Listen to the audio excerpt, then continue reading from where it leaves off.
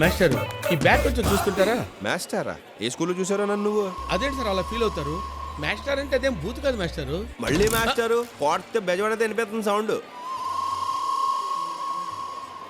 ఆ చూపేంట్రా?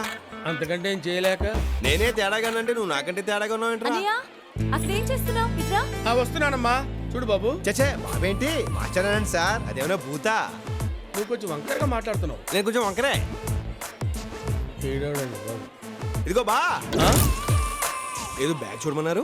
నువ్వు నన్ను బావా అన్నావా? రావా అన్నాను బా. బా ఆ అమ్మాయి మా పిన్ని గారు అమ్మాయి. మీరు? ఆడ పెద్దమ్మ గారు అబ్బాయి. బ్యాగ్ ఇచ్చేయండి. అక్కర్లేదు, మా లేడీస్ కనిపించారు, నన్ను వదిలే. ఏంటి వదిలేది? వదలను.